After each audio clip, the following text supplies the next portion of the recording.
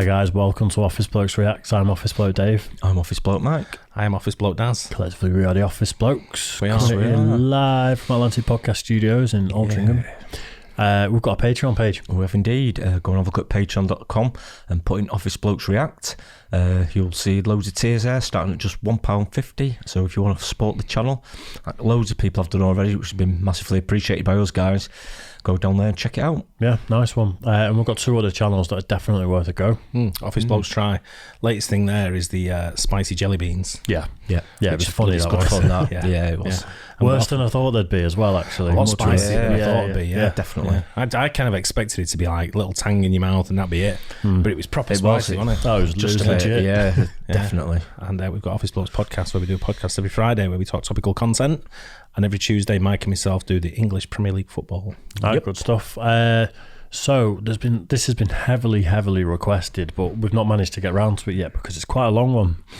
It is 18 and a half minutes, and it's the same with the oversimplified stuff. We absolutely love it, but some of them are long and we're trying to get some content out. Do you know what? I'm newly into this of doing my family tree. Yeah. I don't know, we're talking about doing the for the Try channel, we're going to be doing the genetics of where we're from and all that kind of stuff. Yeah. So in the process of doing that, I'm doing my family tree. I've actually just found out that one of our relatives, a close relative, like a great granddad, has some kind of like memorial in one of the cemeteries in Bradford. Oh wow! For the I don't think it was World War II. I think it was pretty sure it was World War One. Yeah. Interesting stuff. Yeah. So I mean, it's in recent history, this World War II, so it's huge. I think it still affects our lives to this day. To be fair, I think so. Yeah. So yeah, we'll get into it. The fall of World War II. See how it goes. The average lifespan of an American is 80 years. And an 80-year-old today was 10 when World War II ended, 4 when it began. A soldier who saw battle would have to be in his late 80s at least today. Generals, political leaders, the decision makers of the war, few are still with us.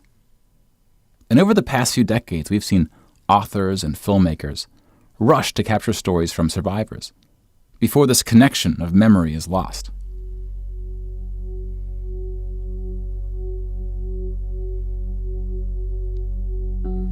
This project is not about individual war stories, and it's not about survivors. We're going to tally up the tens of millions of people whose lives were cut short by the war, and see how these numbers stack up to other wars in history, including trends in recent conflicts.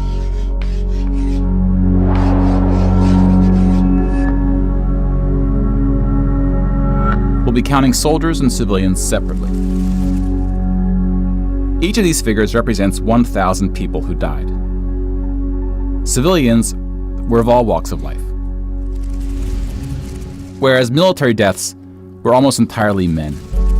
The average age was about 23. In most battles, for every 1,000 soldiers killed, there are more than 1,000 who are injured. The word casualty can be confusing because in military speak, it often includes both deaths and injuries, and anything else that takes a soldier out of service. Here, we're just counting the deaths, and we'll begin with American soldiers.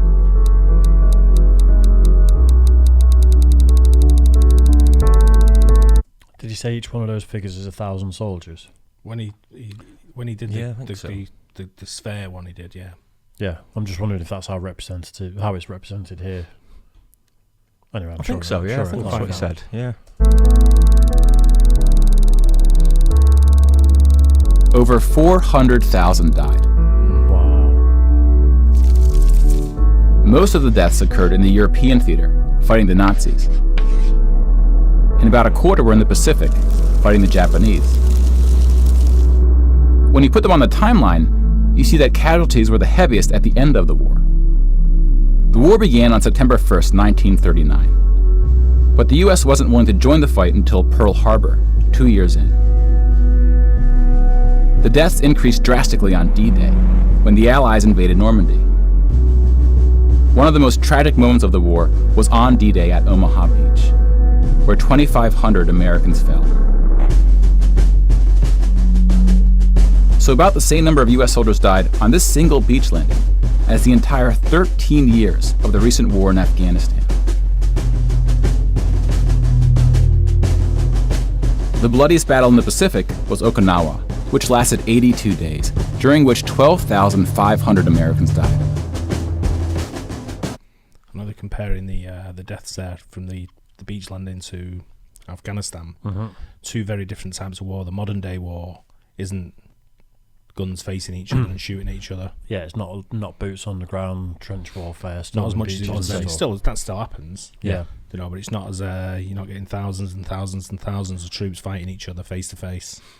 I wonder how proportionate it is to the amount of active duty soldiers as well, because in Afghanistan there was nowhere near as many people deployed as there was in the Second World War. Yeah, no. You know, I think there's a lot more soldiers in those days, wasn't there? In the actual armies, there was. I think they were huge, weren't they? A lot of the armies around the world. Well, I think most countries had mandatory call-up, didn't they? Yeah, they did that time. A lot more streamlined now, aren't they? Like say, they lose a lot more air power, I think, these days, don't they? Yeah. Did they have conscription in America? Yeah. Well, the big thing was Muhammad Ali not going to Vietnam, wasn't it? Ah, right. And things like that. I knew they did for Vietnam. I didn't know whether or not they did for the Second World War. Oh, I'm not sure about this. I'm not sure what countries had it for the Second World War. Yeah. But it was pretty much across the board, wasn't it? I think so, yeah. About 5,000 of these deaths were at sea from kamikaze attacks. Now let's look at some other countries, starting with Europe.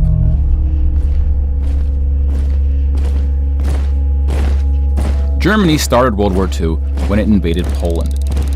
Poland ultimately lost 200,000 soldiers in the war. Most died after the invasion while the country was occupied by Germany and the Soviet Union. Germany, meanwhile, lost just 16,000 in the invasion of Poland. The Nazis went on to invade and conquer other countries, including Denmark, Belgium, the Netherlands, France, Greece, and Yugoslavia. France surrendered, but after losing 92,000 soldiers in the Battle of France. Over 200,000 ultimately fell, which includes deaths in POW camps, French colonies, and other fighting. Yugoslavia suffered almost 500,000 military deaths. The initial invasion brought relatively few casualties on both sides, but the deaths mounted under Nazi occupation due to guerrilla fighting, civil conflict, and mass executions. The Nazi invasions were swift, with relatively few German losses. Even the Nazi commanders expressed surprise at their success. And then we have the United Kingdom and the United States, who were not invaded but took the fight to the Nazis. Britain lost about the same number of soldiers as the US, which includes the British colonies. Germany lost about 500,000 soldiers fighting the US and Britain in what is known as the Western Front, which took place in France and Belgium.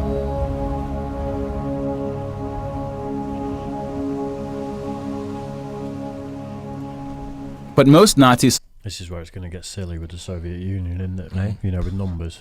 Yeah. I know it was really bad. It's kind of incomprehensible nowadays, isn't it? Yeah, I mean, That volume. you look at that there, like over 1.5 million people. Yeah. Just, it's... Kind of think with the, living through the pandemic and stuff, and it's all been about that. Yeah. And, and every day it's deaths. And That's what I was just going to say. And stuff, yeah. And then you look at this and it's like 500,000 people just blown up or shot or, however else they died. Those numbers are incredible, aren't they? It's Well, crazy, look at the numbers isn't from Yugoslavia. I Baffled me. I didn't realise No. it was that bad in Yugoslavia, I must admit. I really didn't. But it said mass execution. Yeah. And I'm wondering what the reason... I know what I think the reason might be. There's probably quite a lot of Jews in Ethnic Yugoslavia. cleansing, Yeah. And when they invaded, they went to the camps and stuff. Yeah, that's what I was thinking, but I wasn't sure, so I still don't know. Yeah, it's mind-boggling numbers, though, isn't it? Yeah. soldiers died in the Eastern Front. Germany's unsuccessful invasion of the Soviet Union. The numbers are staggering. Wow. The most famous battle of the Eastern Front, and perhaps the turning point of the European war, was Stalingrad. The German Sixth Army successfully took Stalingrad, but then got surrounded by the Soviets and cut off from food and ammunition. 500,000 Nazis would ultimately die in Stalingrad. Another 100,000 were taken prisoner, of which 6,000 would ever return. POWs had a low survival rate throughout World War II, and it was particularly grim in the East. When you include these POWs, roughly the same number of Germans died in Stalingrad as all the Western Front fighting against France, the UK, and the US. And though Stalingrad was a victory for the Soviets, they suffered almost twice as many losses as Germany.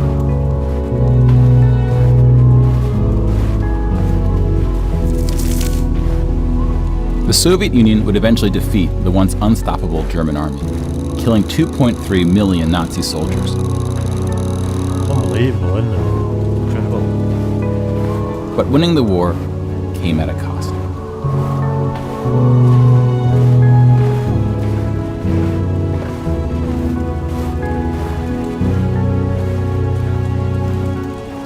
Fuck. Oh shit, yeah.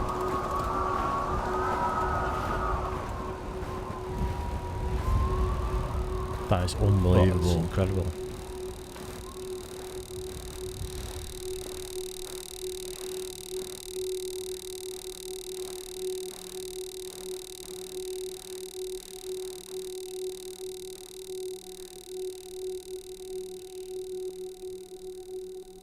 $8.7 million is the official tally by the Russian military, a hotly disputed number. Some studies have calculated as many as 14 million dead. To complete the count of European military deaths, we need to add German deaths from other fronts, including the North and Africa, as well as deaths from other Axis powers allied with the Nazis, Hungary, Romania, and Italy. When you put these European military deaths on the timeline, it looks like this. You can now interact with the chart to learn more. Pause the narration if you would like more time. What a clever way of showing it to you as well. It is, isn't it? When things are put into graphs and charts, it makes it a lot easier to understand. Yeah. Rather than a simple explanation. You can't really. If someone said see 8.7 million, it's just a number. Yeah. When you show it in a graph compared like a to visual other, thing compared to as other well. visuals, then it puts into perspective a little bit more, doesn't massively, it? yeah. Did he hugely. say this is just military deaths? I mean, I know it is up till now, but is the whole Yeah, he did. video, or do you think they're going to get into civilian deaths for the rest of the video? Because Maybe they will I later think on, that's yeah. where it's going to get stupid. Yeah. Because then you're talking I mean, crazy it's numbers. What was it? Over 8 million You know, Russian soldiers. Wow. what I think Is that about, only military deaths, it say? that's only military that's deaths military. so far, and I guess because they said with Yugoslavia it was civil war as well, so it was like rebel fighters Yeah. and stuff Yeah. as well. Yeah, it's just absolutely Yeah, mind-blowing, big numbers, isn't it? aren't they? Absolutely unbelievable. But I think about this quite a lot. If the second one, because I like a lot of World War II documentaries and stuff like that, and you think about the total of people that died because of World War II, directly related to it, and then afterwards by starvation and all that sort of stuff. Imagine what the world population would be right now if that had never happened and everyone had gone on to have 2 kids who had 2 kids. Yeah. 9. 9. But what I Nine, how mean many? is the sort of it's still being felt now by Oh, of course it is, you're yeah. probably talking an extra billion or so people that don't exist. It's completely because of lost this. generations there, isn't there? With that Yeah. amount of people dying. I mean, it's absolutely incredible. It's just mind-boggling, isn't Yeah. it? Them numbers are mind-boggling. You're right. It's especially when, like I said, you look at COVID deaths and it's like, oh, I remember hitting 100,000 and it's big news, which it is. It's a tragedy. Then you look at this and it's kind of like, Videos like this, they should send a copy out to all the world leaders, let them watch it, and say, this is what happens when there's a war. well, and Basically, if you were Russian you know. watching this, what would you be thinking right now? Exactly. I'd be like, I'm going to fuck Germany Yeah. up. Look at this, look at the numbers, and Yes, I'd I'm all for- there's I'm two- all for there's two peace. ways watch to it look then. I'm all Yeah. for peace and conversation. Let's chat it out. Let's talk Yeah. about it. But that area of Germany is now Russian. Yeah. Is what I'd say. Otherwise, Well, we tried that, didn't we? And there was a wall and everything. It Yeah, didn't true. really work. That's, yeah.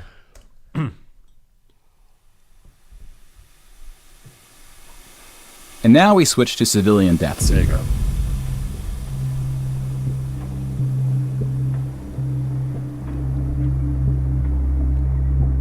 I think this is going to well out. 6 million Jewish people were killed in the Holocaust. If you separate this by country, you see that about half, 2.7 million, were Polish. 700,000 were Soviets, followed by Hungary and 17 other countries.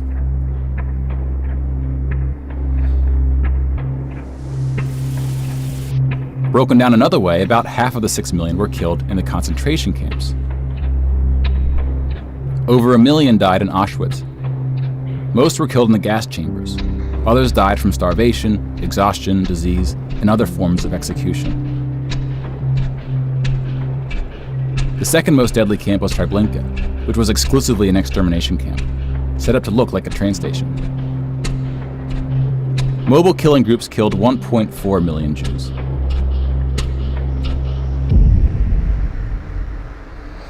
Like with the gas chambers, men were killed first to reduce the risk of revolt. It's holding a kid.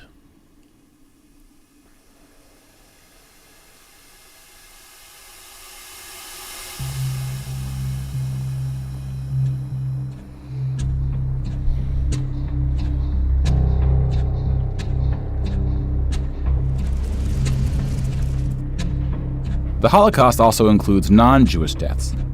Between 130,000 to 500,000 Roma, then called Gypsies, were killed. The numbers are disputed. About 250,000 people with disabilities were killed. Homosexuals, Catholics, and other groups were also exterminated, but their numbers were relatively small. Some historians say that other civilian deaths should go under the label of Holocaust. About 2 million non-Jewish Poles were killed under German occupation, some of which were sent to the gas chambers at Auschwitz. When you combine civilian and military deaths, over 16% of the total Polish population died in World War II, which is the highest percentage of any country. But not the highest in total death count. The Soviet Union again tops that list, losing at least as many civilians as it did soldiers, somewhere between 10 and 20 million. A particularly dark moment for the Soviet Union was the siege of Leningrad, now St. Petersburg. German forces surrounded Leningrad before civilians could be evacuated. Supplies, including food, were cut off for 2.5 years. Living in this period, fucking what a shit It's time. absolutely grim, isn't it? Shocking, Really is. isn't it? I mean, you just can't imagine it, can you? No? There's a lot to unpack, really. You know, the fact that it's not just soldiers killing soldiers, it's Yeah. massacring innocent people, women and children. When I see everything. images of that, women and children and massacre, proper makes me mad. It Well, does, it it does does when you see that massively, yeah. It's just that absolutely. firing squad then where the I know. guy's holding a kid. I know. That makes me want to fucking kill someone. It Yeah. actually does. What are they thinking of? What were they thinking of? It's absolutely unbelievable, isn't it? Anyone drives Yeah. like a dick on my way home from work tonight, they're going to They're know gonna about get it. it. I'm going to take out all my anger on that. It's just bad to see when it's like Yeah. that. And It's images horrific. like this, it just, I don't know. I think, and this was one of the things with people were saying about what was going on in America, and we're not getting involved in politics whatsoever. We don't do that. But with Trump talking about Mexicans trying to dehumanize them, that was one of the points people were making. Because you say, how can a human do this to another human? But they don't necessarily. You convince people that the other people aren't human, that they're cockroaches or that they're rats or whatever, and you're just exterminating vermin from your house. You're not killing women and children with a firing squad. Yeah, And it's brainwashing. It's brainwashing. Form of brainwashing, isn't it? Because how could a normal person do that? I can could understand. I can understand how it happens in the adult brain, but when a kid's involved and and someone's taking a kid out who doesn't know anything different from just being a kid, Yeah. then it's wrong. It's Yeah. wrong on all levels. Absolutely, yeah, absolutely. We've There's heard no- about atrocities in war before, haven't we? But something like this is just beyond the pale, isn't it? You know, And it's in- innocent people, women and children. I mean, you know, all I'm saying is it's a good job we won, isn't it? Really. I don't like Imagine seeing. I what don't the like world seeing would a be kid cry. If I see a kid upset, Yeah. it bothers me. Yeah. And if I see a kid that's not well, that can't do nothing to help, it bothers me. Yeah. I take it personal, and that's just when I see images like that. Just This is in recent history as well. That's the thing that's mind-boggling. We're not talking about back in Roman times or something. No, This there's is still like people our alive. Still grandparents people and alive stuff, that went innit? through it, didn't they? So Yeah, it's yeah, about me. winding me up. This 1.5 million people died as a result, mostly from starvation, mostly civilians. Stalin's cruelty towards his own people is partly responsible for these numbers. He often didn't allow civilians to evacuate from cities, thinking it would cause the soldiers protecting them to fight harder. About 1 million Soviets died in Stalin's own labor camps, called the Gulag. Just about every country suffered civilian losses, especially countries who were invaded. While many died as a result of so-called collateral damage, the biggest numbers occurred when it was no accident. Civilians were exterminated, purposely fired upon or bombed, used as human shields, or intentionally deprived of food. The intentional killing of civilians was done by most warring parties, including the United Kingdom and the United States. The United Kingdom was spared of a land invasion, but still lost 60,000 civilians, largely from German air raids or blitzes, often directed at civilian population centers. The UK did the same to German cities at a much greater magnitude, causing about 10 times the number of deaths. But most German civilian deaths came from the ground at the late stage of the war. When the Nazi regime collapsed, civilians living in occupied regions had to desperately flee from the advancing Soviet army. Rapes were widespread, and death estimates ranged from 600,000 to 3 million.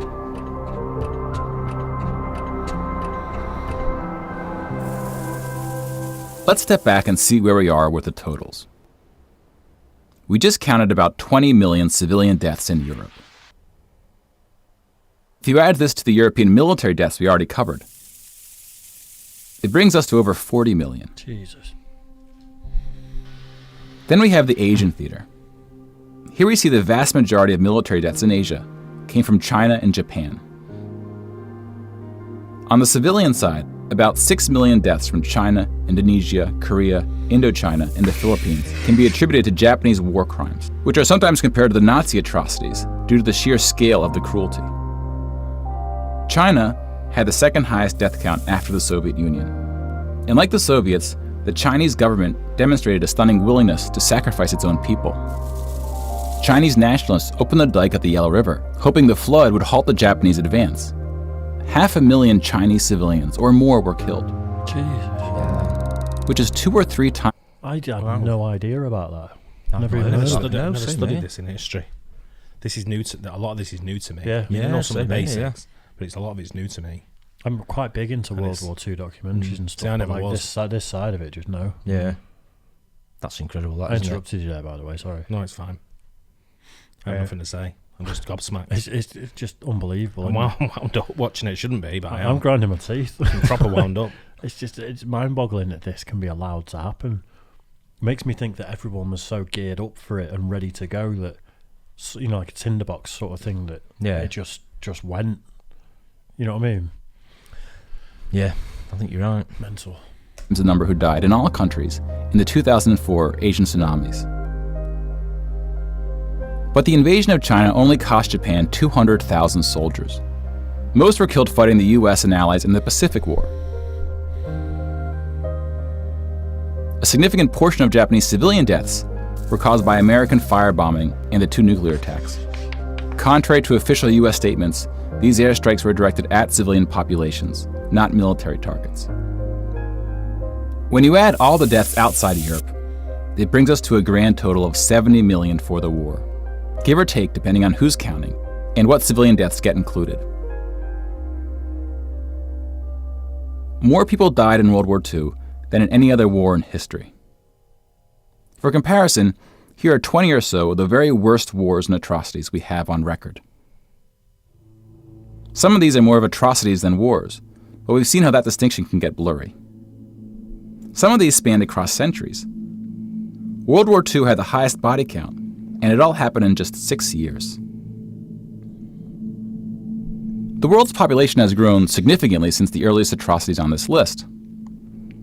If you want to compare them in terms of what percentage of the world died, we can adjust the chart to look like this. Wow. This rough approximation tells us there may have been more devastating wars before World War II, proportionally speaking.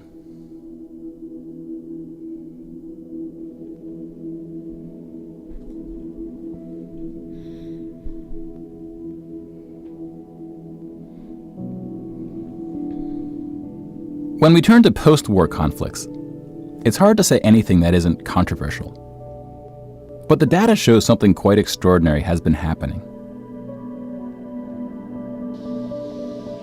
In 1989, John Gaddis coined the phrase the long peace to identify the absence of conflict between the nuclear powers during the Cold War.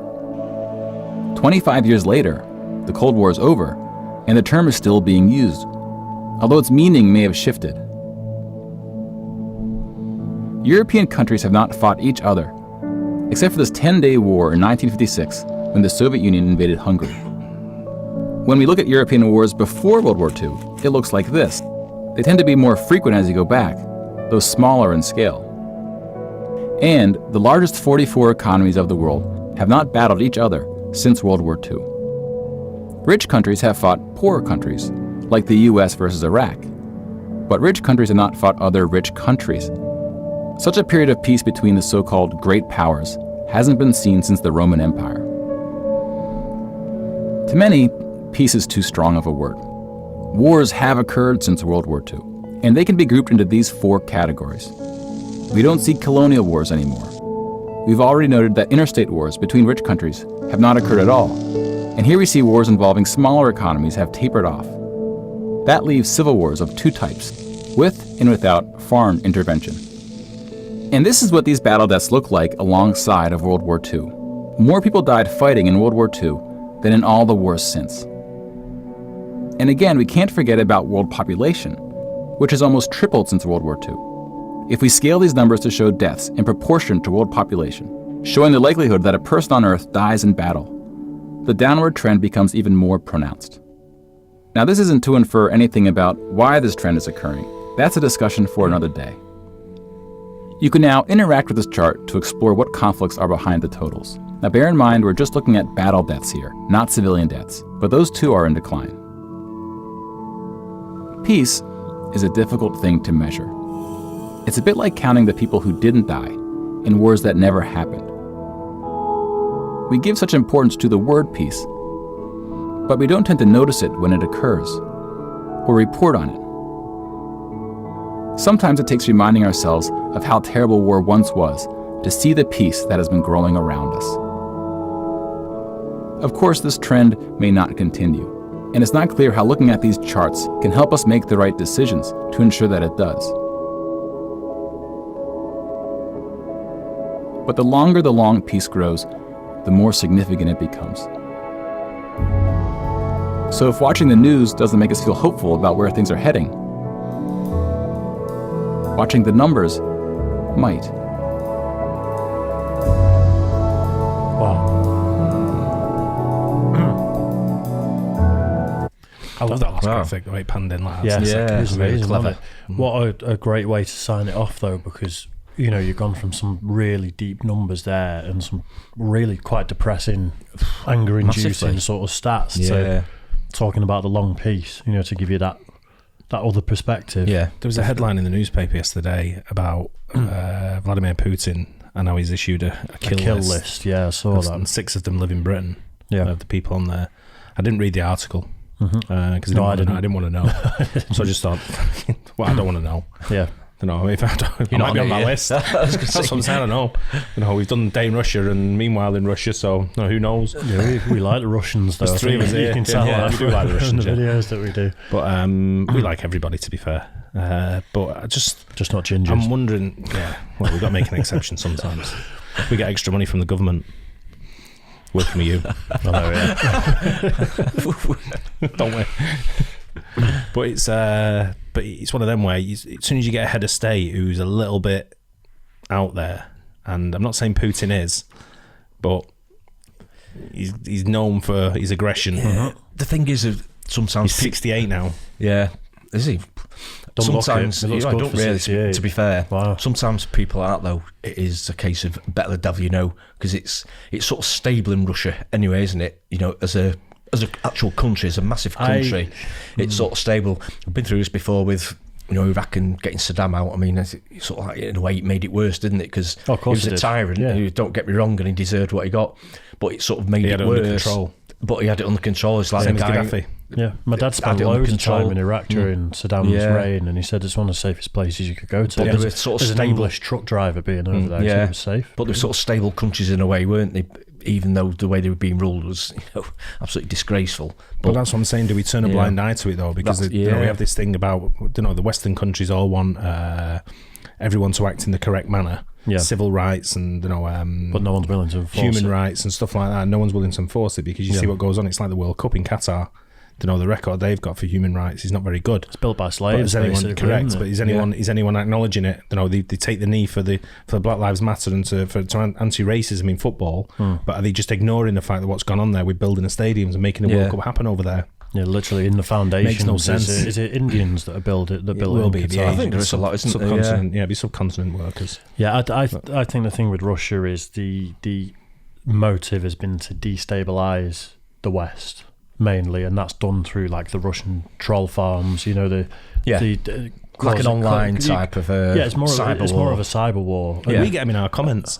Yeah, we do. Yeah, we do. But you know, true, yeah. look at, you know, maybe off the back of these troll farms and off the back of misinformation and people poking the bear a little bit, that might be what spurred us on to leave the EU, which could be the collapse of the EU. Everyone goes their separate ways. Suddenly you've destabilised Europe, and then you can start looking at other countries going, might just wander over to Poland again, or might just That's what I think the long game is. That's one of the reasons. You know, one of the good things about Europe being together was purely that, wasn't it? You know, being together as like as one nation, so to speak. You know, we're looking out for each other's backs, but we should all look out for each other's backs, being humans. But absolutely, if you look at it, it's not just Russia, it's China as well.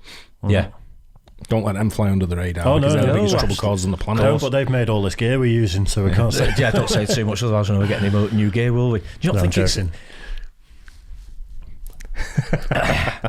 not think it goes both ways though? Do you not think we're doing a bit of a cyber war as an American? Of course we are. The same way. There was a guy on Joe Rogan the other day that was ex-CIA, and he talks about the whole thing, and he talks about how a lot of Americans would say to him, yeah, but we're over there doing that. And his response is like, fuck yeah, we're over there doing that, and you better hope we're doing it better than them. Of course we're doing it. Yeah. It's like everything, isn't it? Yeah, of course. You've got your own team that does it better. You're hopefully doing it better. It's like in a business we do upstairs. We hope we're better than our competitors. We hope we're there first doing what they should have been doing. But they had a thing where I think the Chinese state hacked some of the power grid in America, and it's not where the power grid failed. The other week in Texas, I think it was, I think that's what it was. But just wasn't that due to bad weather? I think so, yeah. But I'm saying that there was another one where they can prove that the Chinese state actually hacked the power grid and gained access to it. Didn't do any malicious stuff. Just had access to it at some point. That's the future. That's where this stuff's going. Yeah. That's why Huawei have been taken off our 5G network in the UK. Yep. I think there was worries, wasn't there, that there might be some sort of Chinese government influence there, maybe with the but if they got in there. But I saw an interview with Dan. He said, "Who are you going to do it?" Then he said, "We can get." It was one of the Finnish. It was like Nokia or someone like that. He said Nokia can do it, and they have the same thing. And the guy went, "Nokia is 50% owned by the Chinese state."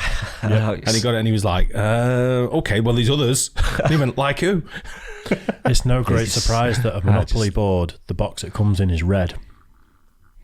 Communist China. I use the Man City version, and that's blue. Yeah. Going back to this though, have you ever watched They Shall Not Grow Old? Which is the World War One, where it's been it's loads of archive footage. It's been narrated, not narrated. Sorry, they've overdubbed what the dialogue would have been. Recoloured it, remastered it. It's Peter Jackson that did Lord of the Rings. That did it. Oh, right, okay. Unbelievable. And literally, they've got voice actors from the same area of Britain as the regiment that they were filming at that point to completely voice over authentically. You wouldn't know. You're literally just watching archive footage of 100, more than 100 years ago now, the First World War. Absolutely unbelievable. And I watched that with an ex, I won't say who, but you can probably guess. Was it Jimmy? Yeah. No, he was all right. He was good to me. And she turned around to me and just went, I can't understand how you can possibly watch this sort of stuff. It's horrible, it's depressing, and walked away. And I was trying to make the point that we absolutely have a responsibility to be aware of this sort of stuff. Because of course, your history, of course otherwise it happens again. Yeah. You need to keep it relevant. You need to have videos like that out there, because any normal person is going to watch that and go, fuck, I hope that never happens again. Funny enough, going slightly off the subject, I saw a programme the other day on that. It's like a documentary, but it's like using actors, but they're using, it's when they first landed on the moon, but they're using the actual voices and all the radio transmissions from Buzz Aldrin and Neil Armstrong, but they had like actors dramatising it and everything, and all the pictures and stuff, but it's really, really good. It really felt like it was, and the lip syncing and everything was absolutely absolutely perfect. There's software that does it now. There's a piece of software called Vocaline where everything you just said, I could say it almost the same as you, just on a microphone. Yeah. And then this will take out both our sound waves and it'll match them up and move my voice into the exact sound waves that you've done. And suddenly you'd have my voice and it'd look perfect. Interesting. Perfect. Yeah. Well, you say Mike's voice isn't perfect? Yeah. So it's not deep and silky. Anyway, hope you guys like that too. Don't forget like and subscribe. Hit the bell on all 3 channels. Yeah. Don't mind, please. And we'll catch you guys on the next one. Cheers, guys. Cheers.